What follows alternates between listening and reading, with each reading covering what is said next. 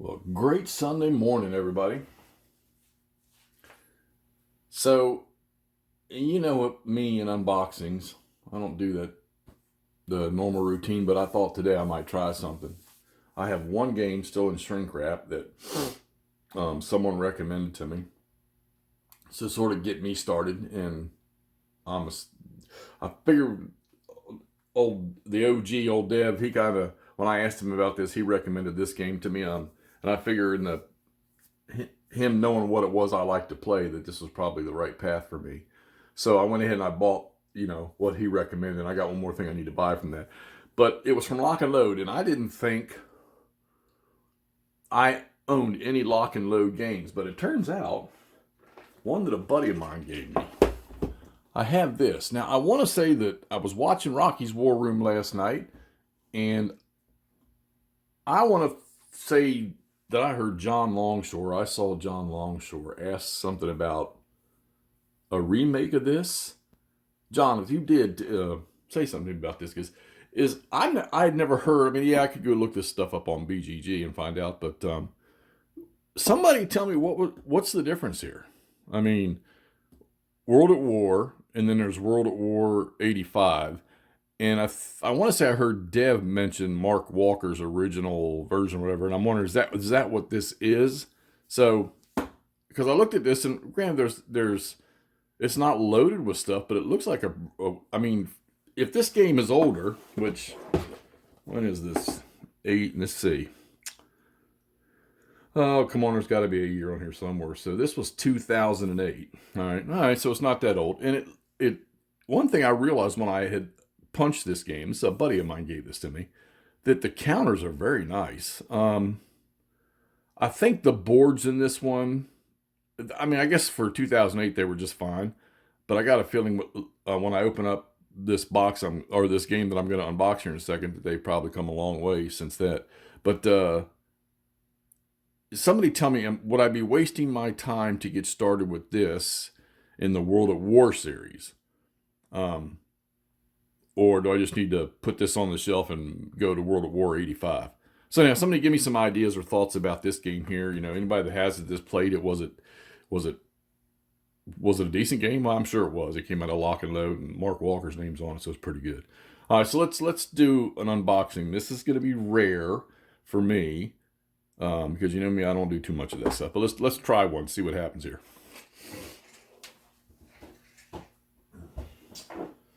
So here she is, and I've had it. It's been sitting here for a couple weeks. From Lock and Load. Was it Lock and Load Tactical, the Heroes of the Motherland? So Deb, thanks for recommending this to me. Let's pop this thing open and see what's under the hood. So I assume I'm guessing you can play this without having anything else. So let's get that shrink wrap off here. Maybe it's a big box. I know that, but I understand there's a lot of map boards that come with these things, or maps or something. Maybe a lot of counters. I don't know. This will be my first foray into this series, so it's a good-looking box, no doubt about that. And I wonder which Russian sniper, female sniper, that is. Counter picture on the back. I kind of like the artwork. Everything doesn't need to be a photo to me. Of course, not that I played them, but I came up in that era in wargaming where squad leader was a thing. And when I look at these maps, that's what I see squad leader, no biggie. Right? I'm sure it's not.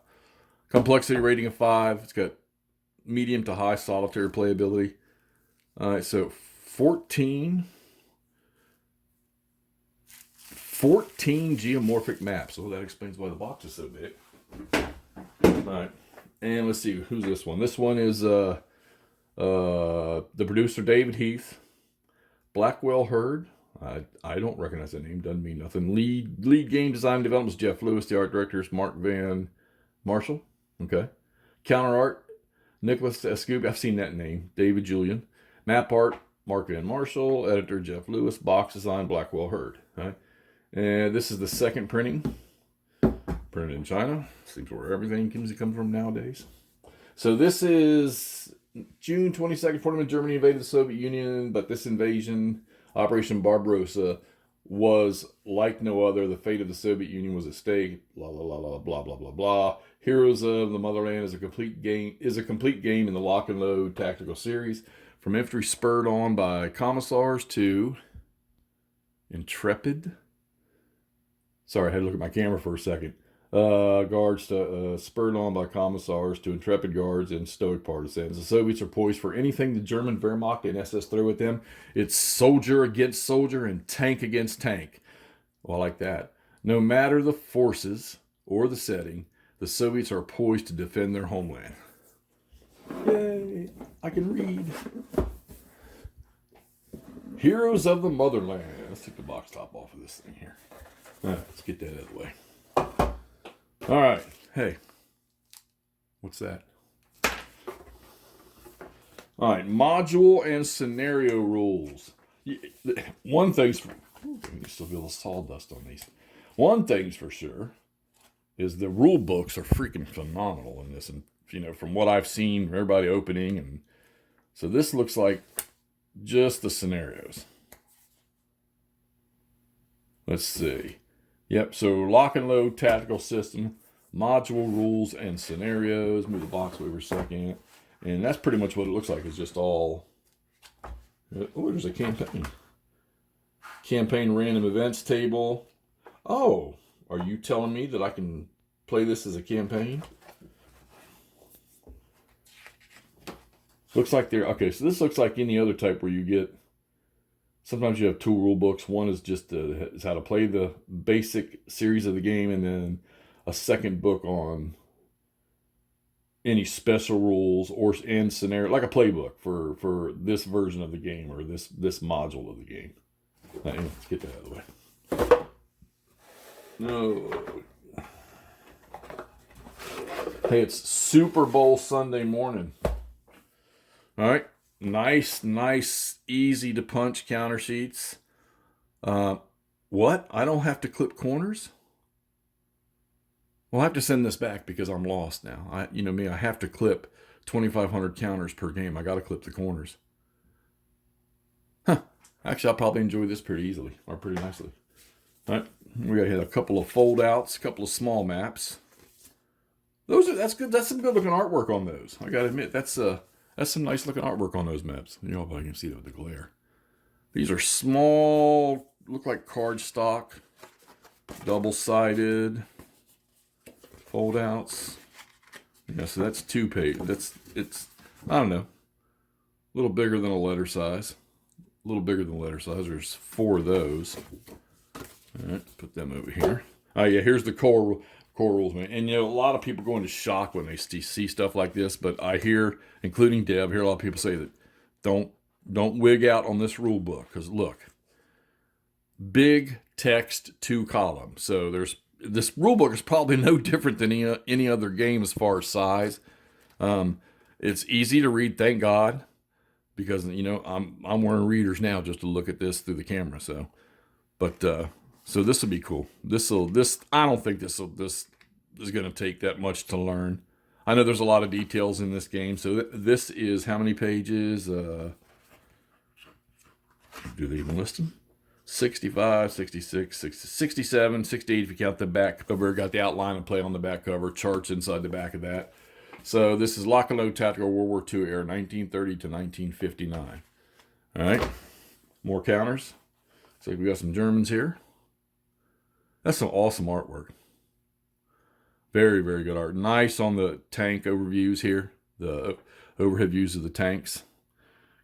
Well, we got a couple of Martyrs there. Some old Czech PZ-35s. Tiger 1s. PZ-3Js.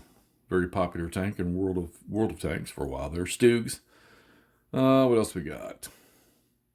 Got some pack guns. Some 88 millimeters. All right. Bunch of grunts.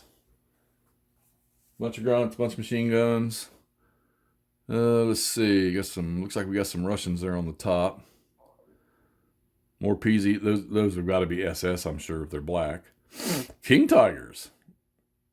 Well, this must cover pretty much every year in Russia.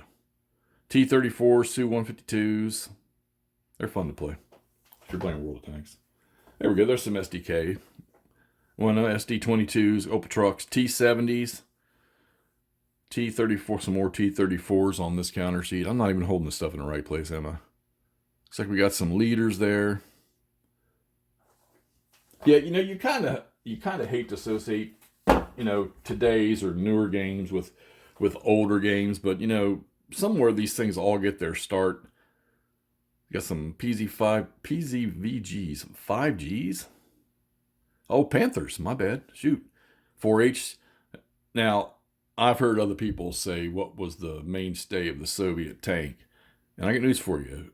The workhorse of the German army, the Wehrmacht, was the PZ-4H. All right. Any good author or professional author or history writer about World War II that has any credit, they will tell you that the PZ-4H was the workhorse. Argue with me if you want. All right. But I'm right. In my own mind. Thank you. I'll be here all week. And then we get all kinds of charts. What do we got here? We got, no idea. So we have player aid card, Train Effects, gorgeous card. All right. Okay, so this one folds out nice and pretty, but I guess you could stand it up and use it. I like things to, this doesn't bother me because it's a good looking card and it's going to be easy to read. The big text, believe me. But I prefer those one page things for me. And I'm sure this could be manipulated somehow. Let's see, die roll modifications. What's on? I'm sure that's on combat. Ordnance fire table. Oh, they even track that, huh? Okay, I don't know what DFT table stands for. I'm sure I'll learn later. Melee table. Yeah, okay. One of those. These are flowcharts. What it looks like to me. So rules reference card. Oh, that's cool. Rules reference card. So I would have to assume, since I never played these, that they probably extracted a lot of the main stuff you use during play and put it in this quick reference card. I like that. On the back side of that, nurses. Okay, I'm in. I'm playing it. Tearing everything down I got now, and I'm going to play this because it's got nurses. All right. There's a unique concept. Wow, I don't know if I've ever played a war game where it has that mechanic to it. This ought to be interesting. All right. Well, so far so good. Details of how to read the counters. Pretty nice. All right. Close that out. What we got here? It's like a Christmas card. Oh, here we go. Oh, I like that look. That's pretty nice. So we got skill reference card. Oh, okay. All right. Oh, wow. So you have different types of abilities for the units. Or the leaders. Okay, apparently leaders. All right. Huh. So I guess each of these types they get special little functions they can do. Or special little attributes. Okay, that's interesting. There's another thumbs up. More skills reference on the back for heroes. I still like that picture. I do like that picture. All right, more charts. Here we go. Looks like a turn record track, vehicle type die roll modifiers, Soviet casualties, German casualties, optional speed modifiers for vehicles. Blank on the back. That's good because you'll be using this one, so I'll slide this under the plexiglass. Although this game is nice and shiny, you might not need plexiglass. What do we got here? Sequence of play card. Very nice. Very nice. And then some specialty rules, spotting, melee. Okay. All right. All right. What do we got here? Lock and load. Weapons, ammo, and targets. All right. So I'm guessing this is how one weapon performs against another weapon or another type of unit. All right. Good looking cards, too. Really, really, really good looking cards. All right.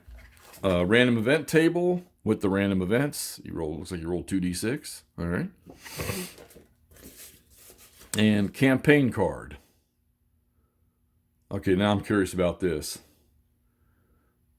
So this sheet is used to track your casualties and progress in the campaign game. Please photocopy this material for use for playing. Yeah. Well, that would make sense because how are you going to look at the back? Granted, it's in the book, but how are you going to look at the back if you're using this? So, of course, then again, I'm sure most of us out there, we photocopy this stuff anyhow. All right, and then we got, how many more maps here? So we had 4, so, oh yeah, they're double-sided. So there is 6 more, so that's 10. Okay, these are the non-double-sided ones. All right, so you've got 10 maps, and then 4 of them are double-sided. All right. So, I mean, I like this. This is fine right here. They're small. They're easy to work with. You probably have scenarios that drop on just one of these cards, possibly. And they're geomorphic, so you can put them all together. I tell you, the ones that I don't like are these games where you got these big cardboard hex thingies that you got to cut out and or punch out, and you put them down on the map to make your terrain. Yeah, I'm sure that's a great idea, but I don't know about y'all, but it doesn't suit me. All right, I don't like that.